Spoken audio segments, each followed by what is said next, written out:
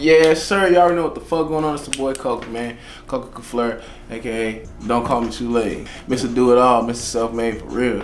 Producer, writer, engineer, artist, barber, and then whatever you need me to be, I'm there.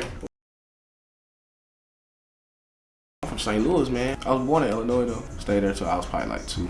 I done lived in like 5 states, but St. Louis is home, man. I stayed in Cali, Nashville. Now I'm here. We in Phoenix with it. But St. Louis gonna always be home, man. Grew up on the south side.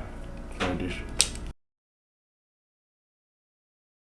Man, I ain't gonna cap with you, man. I've been doing music. Like actively doing music. Started making beats probably like, and really getting to it. I was probably like 18, 19. It's been a minute, man. But I always had music in my life. My mom was always involved in music. She worked for a radio station. She worked for different record labels. She had her own promotions and marketing company. So I was always in the mix with some music. If I wasn't an artist or a producer or a writer or some shit like that, I probably would have ended up doing something involving music, probably promotions, marketing, booking shows.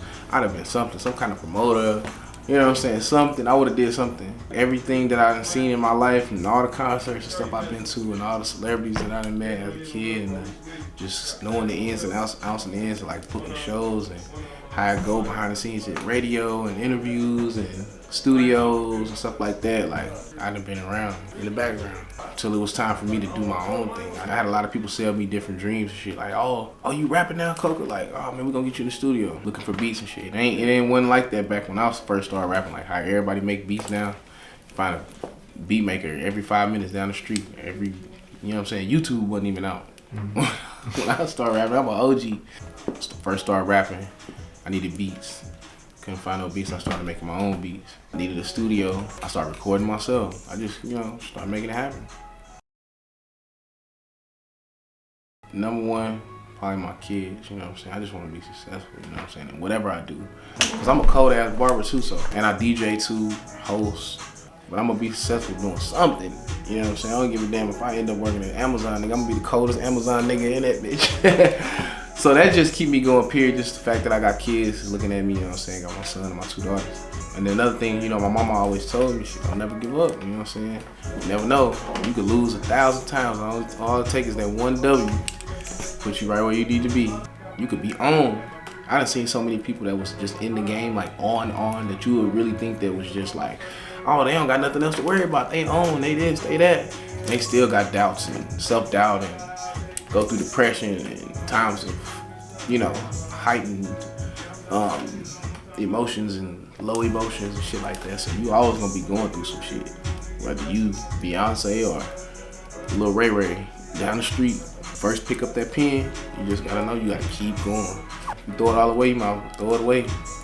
Or don't even start. Like just my progression, that's what I'll say.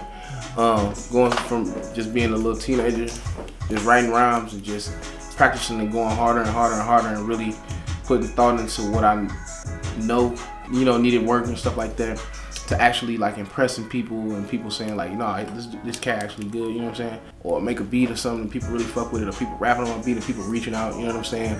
I done did a couple of tracks in the industry, some little industry shit, you know what I'm saying? Did some shit with 03 Greedo, my boy Young Bands, did stuff with Crime Mob.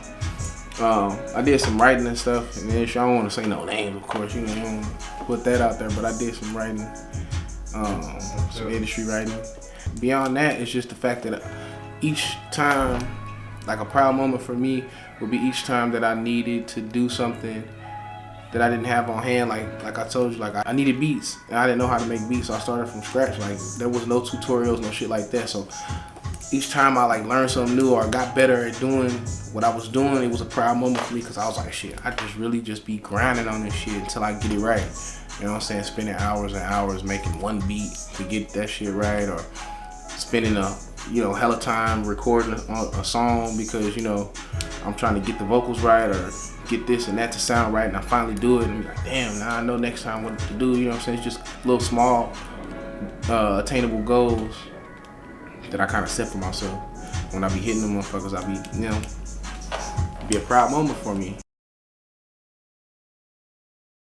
I got a couple joints out on like Apple Music and Spotify, a couple singles that I dropped. I've yet to drop like a full solo project. I just dropped hella singles. I got hella singles out. Like you can go on go on YouTube or like Spotify, Apple Music, different little spots, SoundCloud. There's hella singles out there.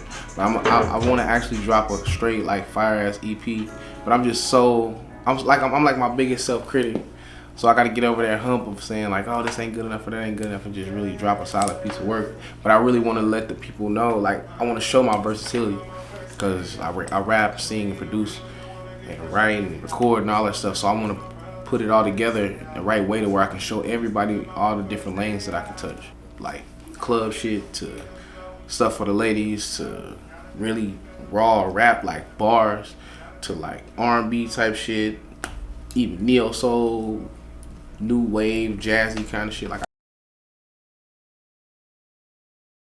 that's one thing I really never tapped into, which is crazy, cause like I got a cousin. Like when I started DJing, cause I don't really heavily DJ, but I can DJ. I taught myself how to DJ, and I DJ'd a bunch of gigs and stuff like that. Nothing too major, but when I started DJing, my cousin, I think I kind of inspired him to start DJing. And he got into it, but he's like a real big EDM fan. So he was telling me about all these, these different producers and stuff like that. A lot of them that I was familiar with, but a bunch of them that I wasn't. And just kind of like he tapped me into how big that market is. But with me being a producer, it's crazy. That's one lane that I really kind of like have never really tapped into, like EDM. Like I can go in there and like make a beat that kind of sound EDM-ish, but like until I get that shit right where I like make one that I feel like is hard, like, oh yeah, this shit fire. Like I ain't gonna, you know what I mean? I don't want to confuse nobody. Like, is this dude you know what I mean? An R&B artist? Is this dude a rapper? Is he a singer? Is he just a producer? Like, nah, I'm all that. And I want to do it the way to where people can see me and recognize that, like, okay, if I hear something different from him, I don't want to be thrown off. I want a person to be like, oh shit, you fuck around and hear anything from Koca, and it's gonna be fire. Cause I'm an artist at the end of the day. Like I don't put barriers or limitations. I don't want to say just, oh, I'm gonna stick to my lane, because it's like I don't feel like I really got a lane. You know what I'm saying? I could do whatever. It's rooted in hip hop or whatnot. I'm about to drop a single, man. It's called Celine. I'll be dropping that pretty soon. I got another one coming called Light It Up. It's an R&B joint. Instagram is the number 1 KOCA _ KAFLARR. Koca Kaflarr. Twitter is at Koca Kaflarr. Snap at Koca Pelly. TikTok Koca Kaflarr. All that. Any social media, just Google Koca Kaflarr. KOCA KAFLARR. Put that shit in on YouTube. Check out my last single. It's called Change, featuring my little partner J Honey K. Free him. Yeah, man, that shit at like 11K. Let's get it to 12. It's just only up from here, man. Just support whatever I drop, you know what I'm saying? One listen is better than no listens. Even if you just check my shit out and just be like, you know what I mean? Like, take it for what it's worth. Man, shout out YeeTV, YeeTV, YeeTV. You already know. All your media needs. Videos, pictures, all that. YeeTV, YeeTV. The boy Koca. Fuck with me, you know what I mean?